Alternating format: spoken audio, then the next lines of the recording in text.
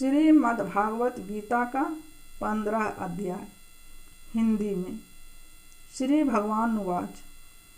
श्री भगवान बोले, आदि पुरुष परमेश्वर रूप मूल वाले और ब्रह्मा रूप मुख्य शाखा वाले जिस संसार रूप पीपल के वृक्ष को अविनाशी कहते हैं तथा वेद जिसके पत्ते कहे गए हैं, उस संसार रूप वृक्ष को जो पुरुष मूल सहित तत्व से जानता है, वह वेद के तात्पर्य को जानने वाला है। उस संसार वृक्ष की तीनों गुणों रूप जल के द्वारा बढ़ी हुई एवं विषय भोग रूप को पोलों वाली देव, मनुष्य और तिर्यक आदि योनि रूप शाखाएं नीचे और ऊपर सर्वत्र फैली हुई हैं तथा मनुष्य लोक में कर्मों के अनुसार बांधने वाली अहंता, ममता और वासना रूप जड़ें भी नीचे और ऊपर सभी लोकों में व्याप्त हो रही हैं। इस संसार वृक्ष का स्वरूप जैसा कहा है वैसा यहाँ विचार काल में नहीं पाया जाता, क्योंकि न तो इसका आदि है और न अंत है तथा न इसकी अच्छी प्रकार से स्थिति ही है। इसलिए इस अहंता, ममता और वासना रूप अति दृढ़ मूलों वाले संसार रूप पीपल के वृक्ष को दृढ़ वैराग्य रूप शस्त्र द्वारा काट कर उसके पश्चात उस परम पद रूप परमेश्वर को भली भांति खोजना चाहिए, जिसमें गए हुए पुरुष फिर लौटकर संसार में नहीं आते और जिस परमेश्वर से इस पुरातन संसार वृक्ष की प्रवृत्ति विस्तार को प्राप्त हुई है, उसी आदि पुरुष नारायण के मैं शरण हूँ। इस प्रकार दृढ़ निश्चय करके उस परमेश्वर का मनन और निधि ध्यान करना चाहिए, जिनका मान और मोह नष्ट हो गया है, जिन्होंने आसक्ति रूप दोष को जीत लिया है, जिनकी परमात्मा के स्वरूप में नित्य स्थिति है और जिनकी कामनाएं पूर्ण रूप से नष्ट हो गई हैं, वे सुख दुख नामक द्वंद्वों से विमुक्त ज्ञानी जन उस अविनाशी परम पद को प्राप्त होते हैं।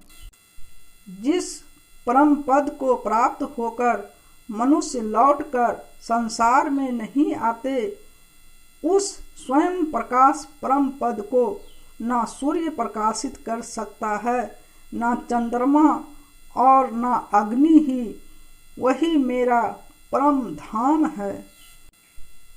इस देह में यह जीवात्मा मेरा ही सनातन अंश है और वही इन प्रकृति में स्थित मन और पांचों इंद्रियों को आकर्षण करता है। वायु गंध के स्थान से गंध को जैसे ग्रहण करके ले जाता है, वैसे ही देहादि का स्वामी जीवात्मा भी जिस शरीर का त्याग करता है, उससे इन मन सहित इंद्रियों को ग्रहण करके फिर जिस शरीर को प्राप्त होता है उसमें जाता है। यह जीवात्मा श्रोत्र, चक्षु और त्वचा को तथा रसना, घ्राण और मन को आश्रय करके अर्थात इन सबके सहारे से ही विषयों का सेवन करता है।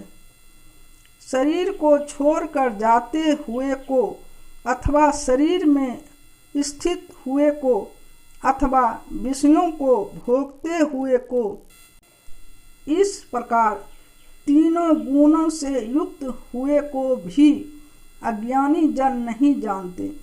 केवल ज्ञान रूप नेत्रों वाले विवेकशील ज्ञानी जन ही तत्व से जानते हैं। यत्न करने वाले योगी जन भी अपने हृदय में स्थित इस आत्मा को तत्व से जानते हैं, किंतु जिन्होंने अपने अंतःकरण को शुद्ध नहीं किया है, ऐसे अज्ञानी जन तो यत्न करते रहने पर भी इस आत्मा को नहीं जानते। सूर्य में स्थित जो तेज संपूर्ण जगत को प्रकाशित करता है तथा जो तेज चंद्रमा में है और जो अग्नि में है, उसको तू मेरा ही तेज जान।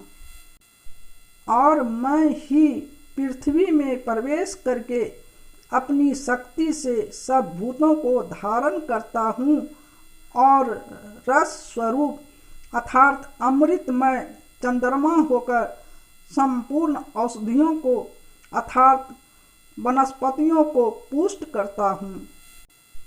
मैं ही सब प्राणियों के शरीर में स्थित रहने वाला प्राण और अपान से संयुक्त वैश्वानर अग्नि रूप होकर 4 प्रकार के अन्न को पचाता हूँ। मैं ही सब प्राणियों के हृदय में अंतर्यामी रूप से स्थित हूँ तथा मुझसे ही स्मृति, ज्ञान और अपोहन होता है और सब वेदों द्वारा मैं ही जानने के योग्य हूँ तथा वेदांत का कर्ता और वेदों को जानने वाला भी मैं ही हूँ।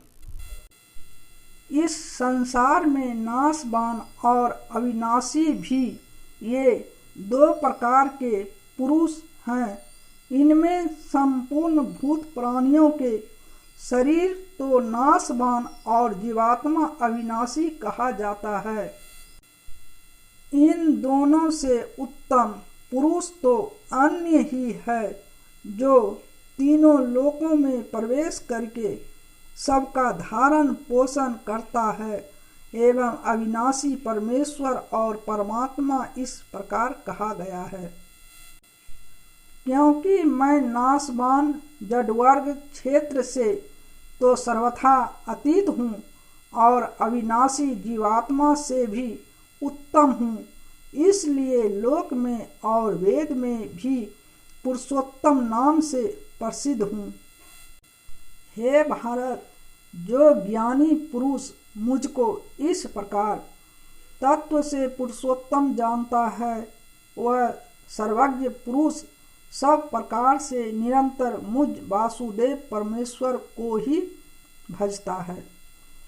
हे निष्पाप अर्जुन, इस प्रकार यह अति रहस्य युक्त गोपनीय शास्त्र मेरे द्वारा कहा गया, इसको तत्व से जानकर मनुष्य ज्ञानवान और कृतार्थ हो जाता है। 15 अध्याय समाप्त। मिलते हैं आगे वीडियो में। धन्यवाद। हर हर महादेव, हर हर महादेव।